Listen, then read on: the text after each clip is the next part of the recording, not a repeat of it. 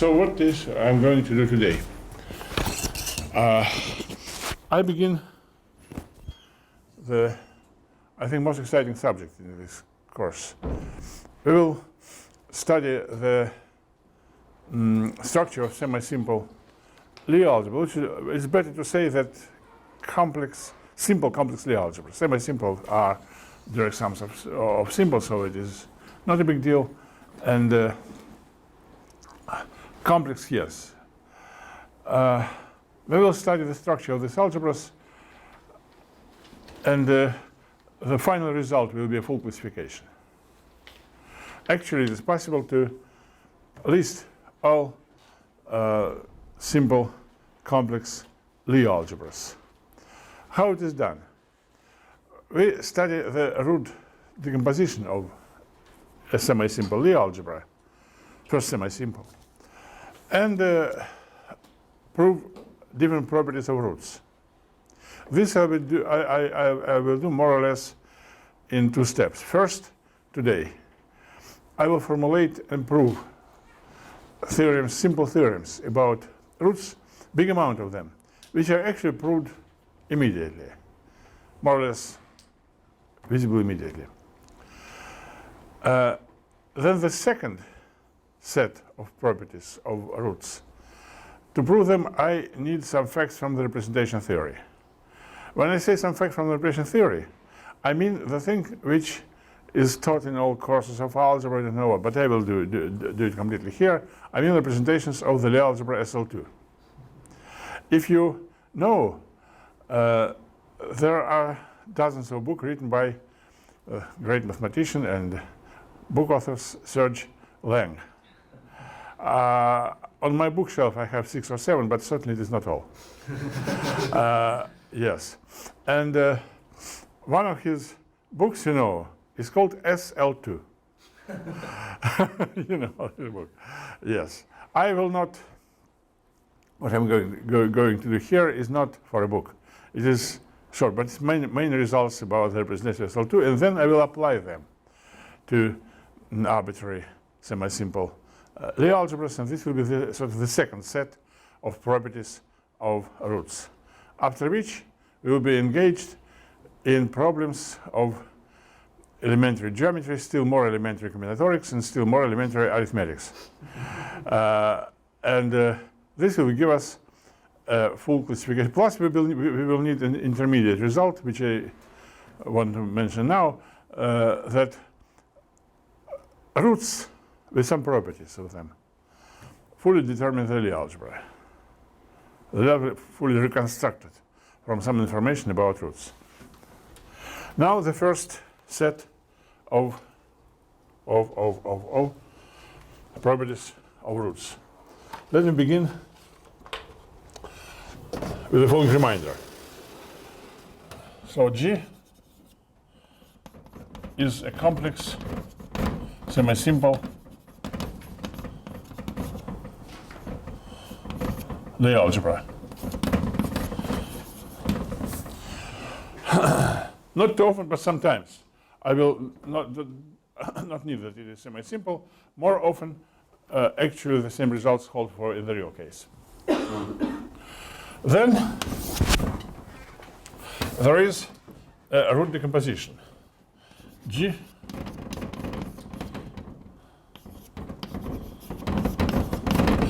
here alpha is, first of all, yes, there is Cartan algebra, which I also assume to be fixed. Root decomposition. Alpha is a linear map of H into C, and G alpha is the set of those G and G for which if you take the operator if you take the operator at G add h, excuse me,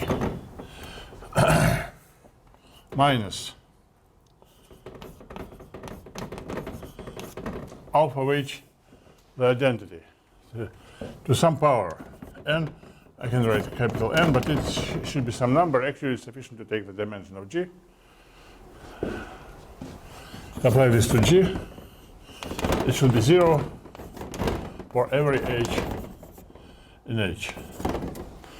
I hope you remember this, but if you have immediate questions about it, that's okay. G0 is the same as h. This is the definition of the Cartan algebra. But also there are G alphas. For alpha are called roots, there's G alpha called root spaces, and we have this decomposition. These are roots.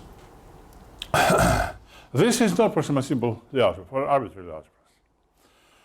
But now, if the Lie algebra is semi-simple, then there are properties. I will list them, prove them one by one. And it is interesting because simultaneously I will do something which is not done in my notes. I will count the number of simple theorems which I am going to formulate and prove today. First is not for semi-simple algebra. It is true in general. If alpha and beta are roots, then and alpha plus beta is not 0, so beta is not negative alpha. Then G alpha is orthogonal to G beta. Orthogonality is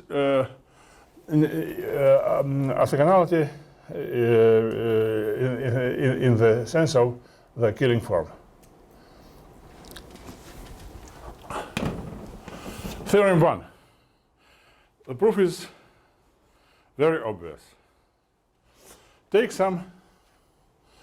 So what is the killing form? It should take the trace of the product of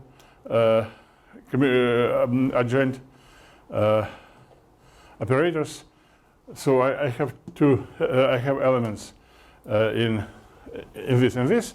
I take the I apply them to an element of G. I get apply in the sense that I take commutators. There arises an operator in G. I count its trace. So G alpha, I write add G alpha. Minus G gamma into G. We know this property, that if you take the commutator of an element of G gamma and G alpha, you will get an element of G alpha plus gamma. So add G alpha, take any element of this. Add G beta, maps this into G gamma alpha plus beta. Right? Now you see that. If alpha beta is not 0, this beta has 0 trace. Simply imagine that you take a basis in G, which consists of bases in all root spaces. You understand? Then, through this basis, certainly this operator has no diagonal entries, because if alpha plus beta is not 0, because this is mapped into a different space. Space is decomposed into parts, and every part is mapped into some other part, not the same. So certainly this matrix has no diagonal entries, and the rest is 0. All my proofs will be approximately of this length. So certainly here semi-simplicity is not needed. Now 2.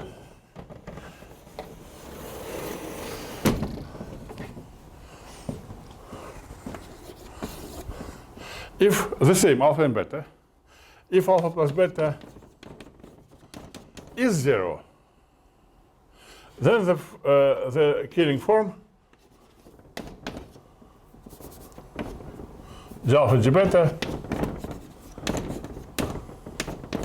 is not degenerate. Meaning that for any element of G alpha, I can find an element of G beta. For a non-zero element of G alpha, I can find an element of G beta such that their inner product, Killing product, is not zero. So this is the result. Now proof.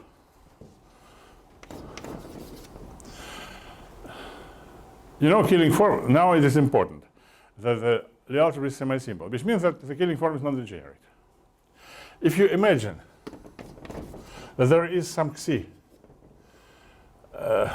some G in G alpha, which is orthogonal to G beta, then after theorem 1 we see that it is orthogonal to the whole G. Because it is already orthogonal to all root spaces except this, except negative alpha. And this means that G is 0 because the Killing form is not degenerate because the algebra is semi-simple. Okay? From this, I want to questions immediately, because all theorems with maybe a couple of exceptions where we'll have to make very, very simple computation, but not here. No questions about this. The next thing. G alpha and G follows from this. I even maybe should denote it as 2 prime.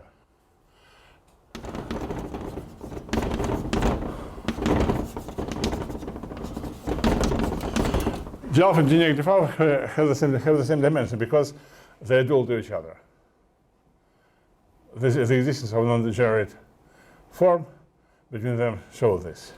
In particular, if alpha is a root,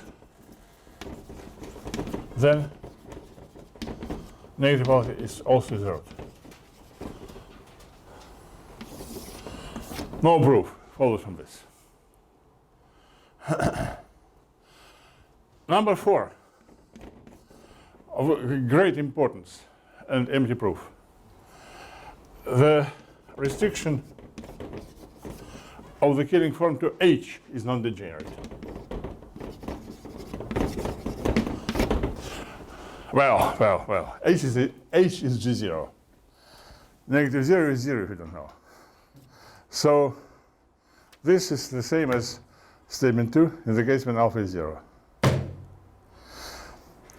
It is difficult to overestimate the importance of this result, but the proof, empty. 5.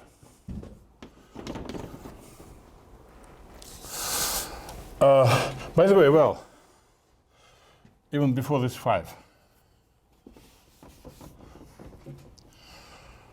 I want to say that if a vector space, H or not, has a non-degenerate bilinear form, symmetric or not, but a symmetric bilinear form, then there arises a canonical isomorphism between H and H star, namely for a lambda in H star, I have an element H lambda in H, which has the following property: lambda of H is equal to, it is not a theorem, it is notation. So we have this correspondence between H star and H, and I use this notation, very common in Lie theory. Now 5, precisely have the space for it. Oh, I will have slightly longer proof. I will have to erase some. I consider H star. And H star is the home of roots, right? And I say that roots span H star. At this moment, I want to draw your attention to the simple thing. How many roots are there? It is maybe too early to ask, but one of my subsequent theory, maybe 8 or 9, will be that the dimension of G alpha is 1, if alpha is not 0. This shows, this will be proven. If we have this in mind, we see that actually there are many roots. The number of roots is the difference between dimensions of G and H and G. Also H itself, so plus 1. And, but 0, you know, cannot span anything, so we can consider only 0 roots. Then the dimension is, the number of roots is the difference between dimensions of G and H. Normally, dimension of G is much higher than dimension of H. For example, for more or less in the real life, dimension of G is the square, approximately, well, of this order, square of dimension of H. Say for SLN, the dimension of SLN is n squared minus 1, and the dimension of H is n minus 1. So this I want to say that normally, in a real life situation, the number of roots is much bigger than the dimension of H star. So when I can span, I don't want even to hope, even to look this direction. Certainly they are linearly dependent. There are many of them. But still they span H star, and this is something which I am going to prove. Unfortunately, I need more space than this, more room than this.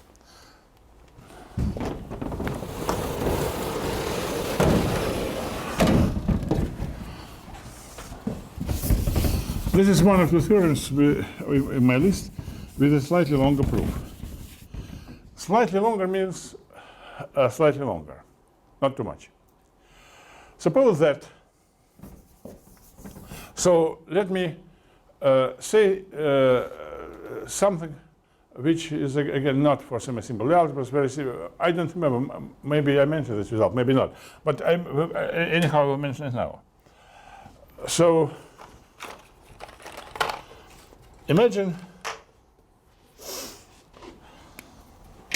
that we have two elements of H. H, two elements of H. Then there exists a simple formula for their inner product. So I write it, and then you will, it is the sum of all roots of G of the following thing, dimension G alpha times alpha of H times alpha of H prime. So this is the formula which I wanted to use. Before using it, I want to say that it is very easy to prove it. How to prove this formula? First, the left-hand side and the right-hand side. Both are symmetric bilinear forms with respect to H and H prime. So to prove that they are equal to each other, it's sufficient to prove this for equal arguments. So it is sufficient to prove it in the case when in the case when H prime is H, right? In this case, formula becomes HH, which is the square, which is the trace of add H. Add H is the operator in G. Add H, we know how it acts in every G alpha. At least in terms of, we know eigenvalues in every G alpha. In every G alpha, eigenvalues, the amount of them is equal to the dimension G alpha, and the eigenvalues are alpha of H. So this is obviously the sum alpha of h squared. It is sort of definition of this, which precisely what we need. What about this? Accept this? If yes, then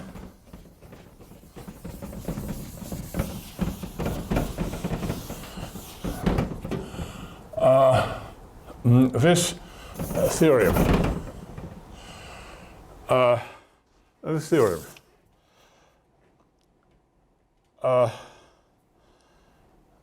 you know,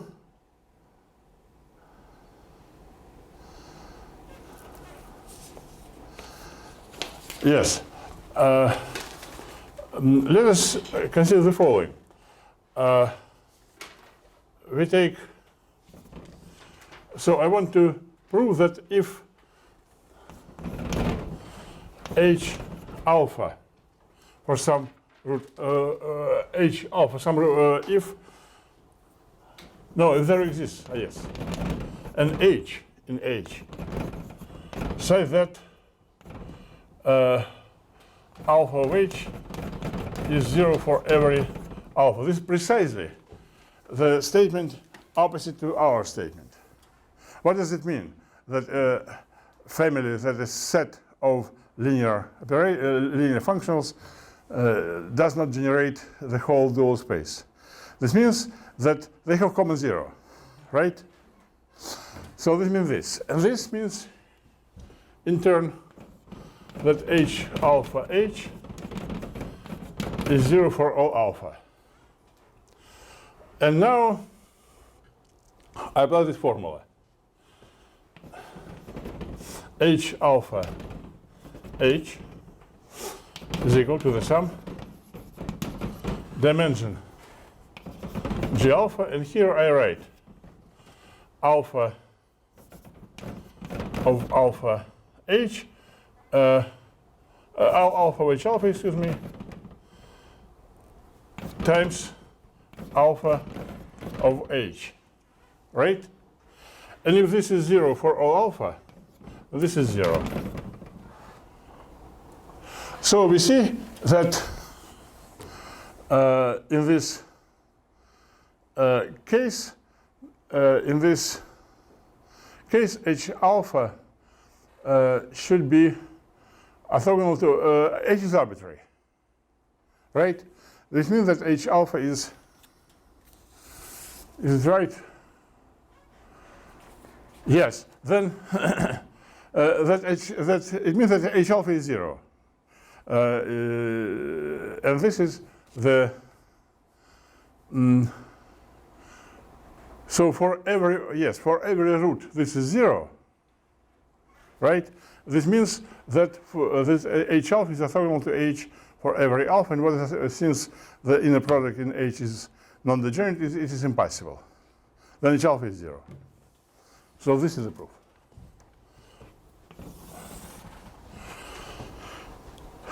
Number 6, where I am. Yes, I am here. Number 6. H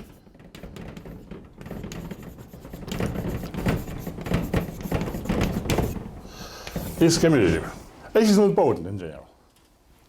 But in this case, I want to say that H is commutative. Well, almost enough, but still I want to say that actually what is true, that that every root, suppose that we have some h prime. So proof will be here.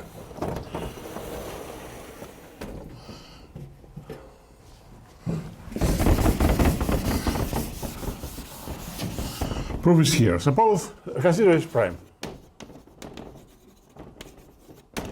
I want to say a root in general is a function on h, right? That every root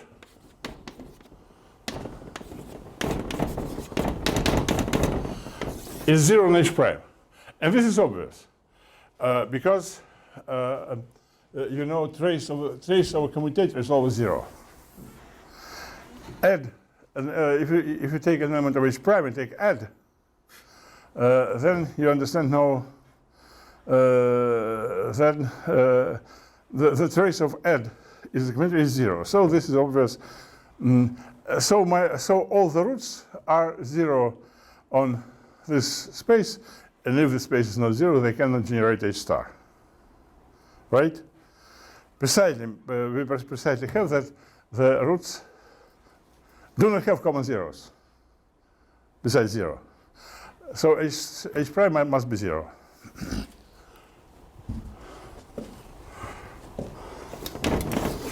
Number 7. I don't want to.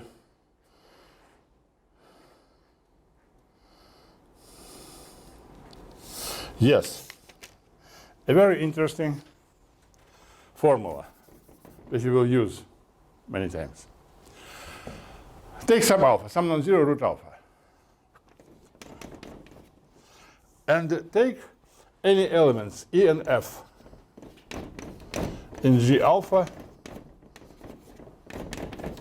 and G negative alpha.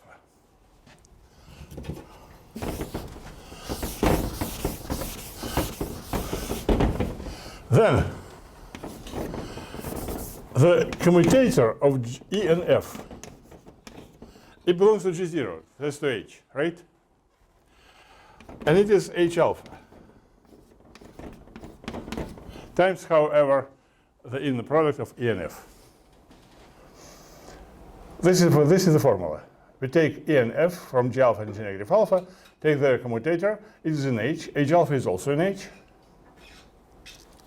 And actually they're more or less the same with this factor, which is certainly necessary. If we take twice E, it will be also twice. Proof of this is the invariance of the Killing form. Take, so proof of 7. Take H EF, right? It is what? It is HE F, all right? Yes. Now, what is HE? You know, E is from G alpha, right? When you commute this with H, this will be the same as alpha of H times E, right? So this is alpha of H times E, but what is alpha of H? Well, I can write it. And alpha of H is actually H alpha, rather H alpha H. This alpha H E F, right? And this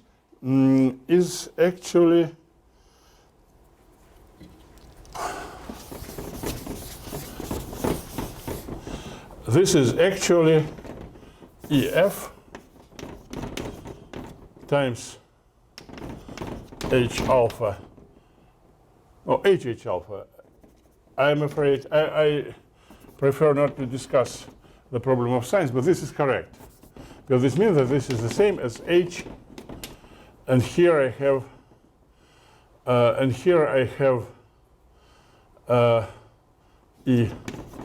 EF times H alpha. Now if you compare these two expressions, you will see that this is equal to this. Because the inner product with any element of H is the same. Done. This was number 7.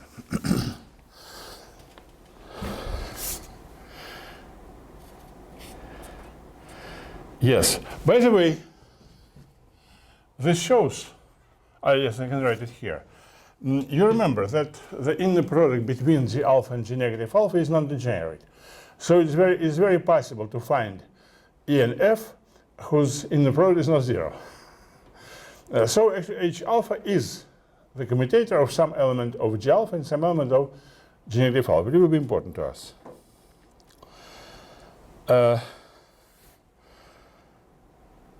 Now,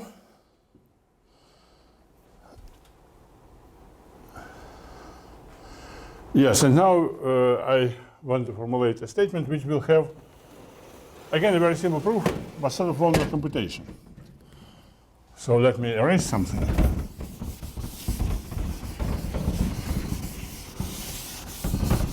Number 8, right?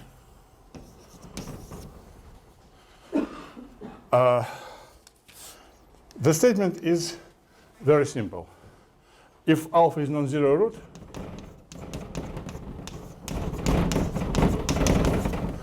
then its inner square is not zero. In the future, but this will be in the second part of this set of results, not today. We will show that it's not zero. We'll show that it's not just not zero. It is a positive rational number in reality. But so far, we will be satisfied with the fact that it is not zero in the sense that it is maybe a complex number, but not equal to zero. So to prove this, I need some other formula. And this is, again, a beginning of some theory. So we have two roots, alpha and beta. Then we consider the following, maybe not roots, but candidates to be root.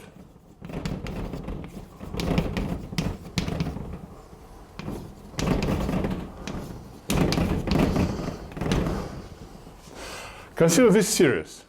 It's an infinite sequence, but since we have finitely many roots, then it's impossible that all of them are roots. Beta is a root. Beta is a root, that's okay, given. And then, certainly when we go this direction and detect the last element which is still a root, maybe, and then zero. Now I must say that maybe there will be no zero, maybe not zero. So roots, not a root. You can imagine that there are roots after this. Actually, this never happens. But this, again, is not now. So we have a thing which is called a series of roots, where P is non-positive and Q is non-negative. And the next element of the sequence there and the next element of the sequence there are not roots. And they are all roots. Then the following formula holds. And I will prove it more or less immediately. I compare beta alpha and alpha alpha. I want to say this is equal to minus R this, where R is the following complicated thing. Dimension of G beta plus K alpha, the same without K.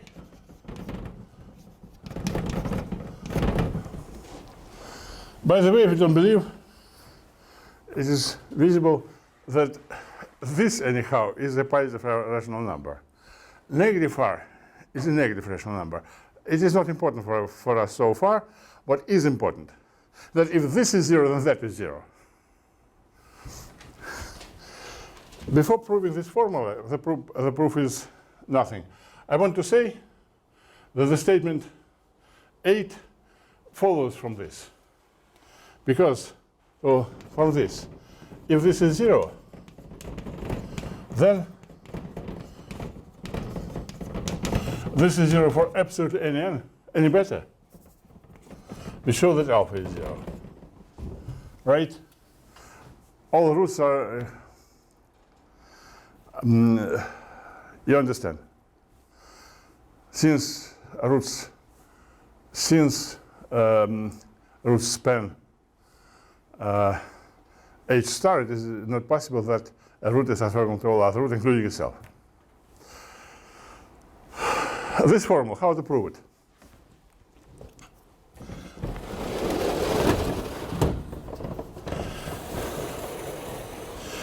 And this is the very last computation which I'm going to do now.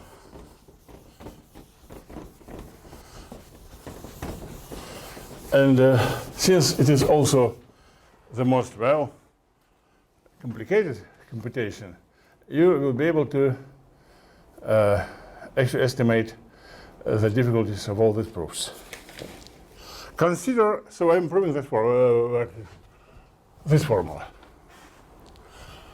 Consider the following space: G beta plus alpha, plus so on, plus G beta plus Q alpha, and in that direction, G beta plus P alpha.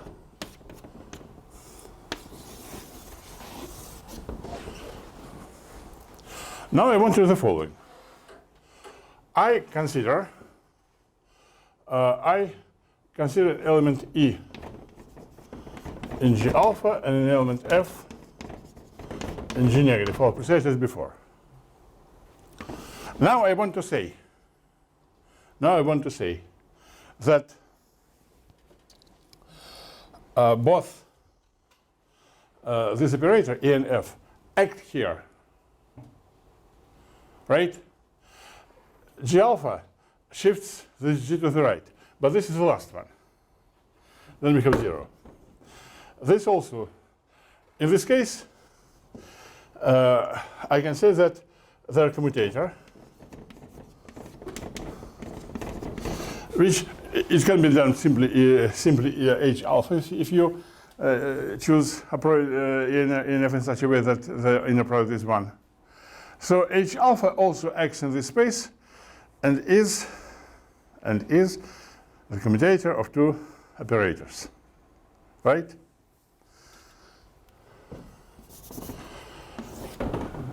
Since it has, you're right, it has 0 trace. So we have the following. We have the operator H alpha in this space has 0 trace. Now the trace, so 0 is equal to the trace of H alpha on the space. The space denotes somehow as, right? This is equal to the sum of the following things. We can take dimension of the space here, G over K, G alpha plus beta plus K alpha,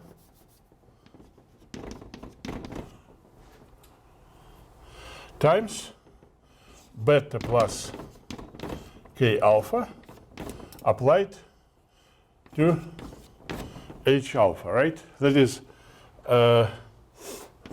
beta alpha plus K alpha alpha.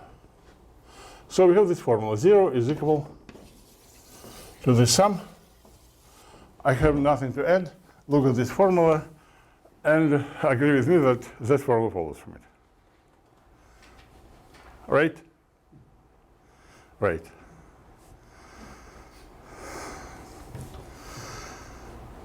And this was the most complicated part of my presentation today. I have 10 more minutes and some 5 more theorems whose proofs, however, will not be any long. Questions? No questions.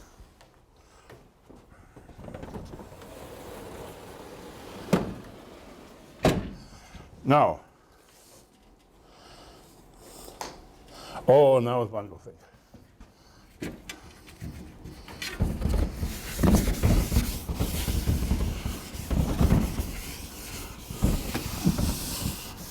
Nine. Suppose that alpha is non-zero root.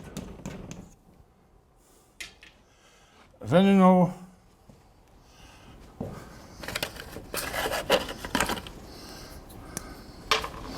dimension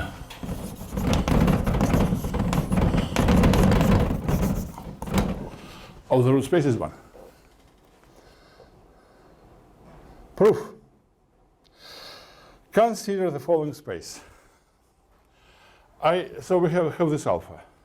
I have, as before, E and F. I can denote them, say, E alpha in G negative alpha. It is F alpha.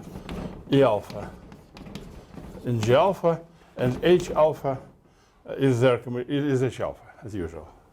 Their commutator, maybe times something.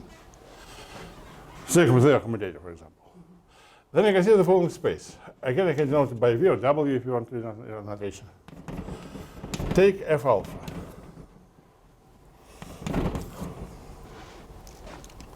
Take H alpha. And take G alpha.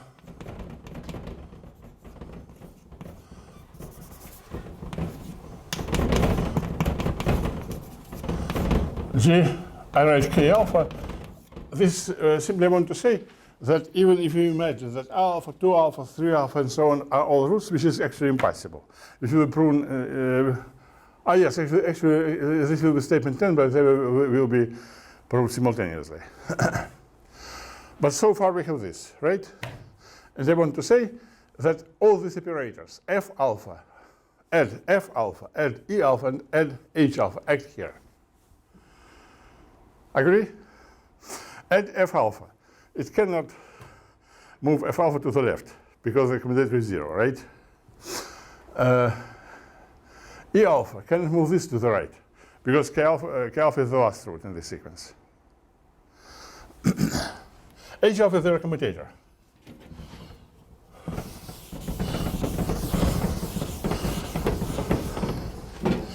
So I write the following. 0. H alpha is the commutator, so has 0 trace. Is what? I prefer to write alpha alpha because it will appear everywhere. This space gives you -1. This space shamefully gives you 0.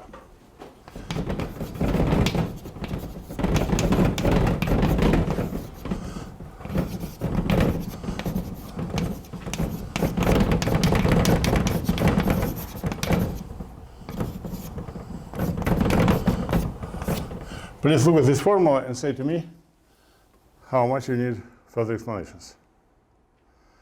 I just apply this operator H alpha acts at every summand, and at every summand it has equal eigenvalues, equal actually to alpha k alpha by 2, because the eigenvalue here is 2 alpha alpha. Now, if you look at this formula, you have to agree that this is 1 and all this is 0. No other way for this sum to be 0. So we proved theorem 9 and simultaneously theorem 10.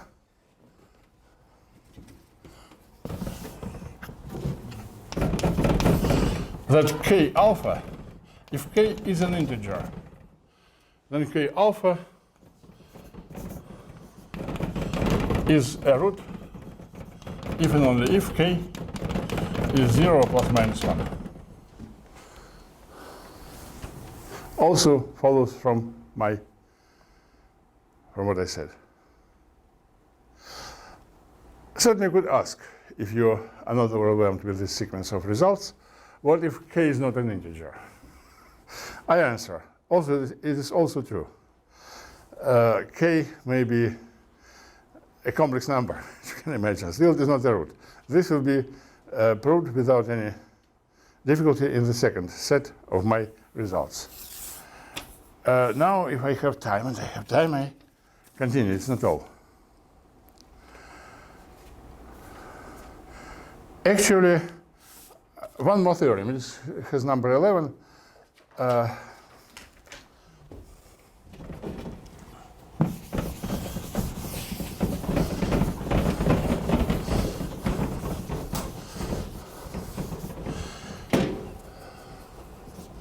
And this is the last result of the sequence. I hope I will not be, I will not have to return to it.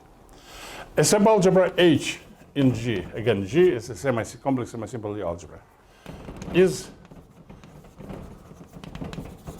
a Cartan algebra, if and only if the following two conditions hold. A, H is commutative. B, no, it's maximum commutative.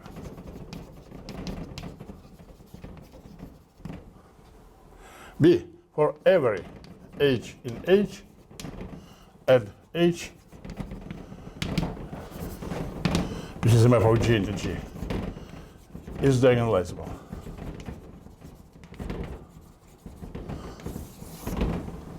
This is a new description of Cartan algebras. Well, in one direction it is obvious and I am able to say this. In the other direction, maybe I will say this next time, maybe you will look in those three lines. One line. We all know this. We already know that the Cartan algebra is commutative. Maximal commutative. But it's maximally nilpotent. Hence, it cannot be contained in any other.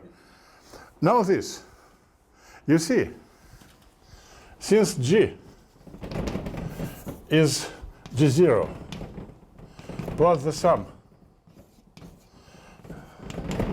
all non-zero roots G alpha, and all the spaces G0 and now H, this is H, is commutative, right? So at H, it's X as 0 here and cannot be more diagonalizable than 0. Now, these spaces are one-dimensional. And I am sure that a linear operator in a one-dimensional space is diagonalizable. I don't see how it can be different. So in one direction, it is obvious. In the opposite direction, certainly I can say this. It's also very simple. So if H is maximal commutative algebra and is equal to G0, this means this is Cartan algebra. I can easily, well, I will say only this, easily find an element not in H which commutes with H. This is what is possible to do. It's possible to find an element not in H which commutes with H, which means that H can be extended to a bigger commutative algebra. Not Cartan algebra. So with Cartan algebra, then it should be. If H is this, then G0 cannot be bigger than H. Just one element in G0 minus H is easy to prove that it commutes with H. Not easy to prove, it is obvious if it is diagonalizable, and the definition of G0 says this. Then H is not maximal commutative algebra. Yes, so the number of theorems is counted now, and it is 11. Yes, I stop here. Thank you.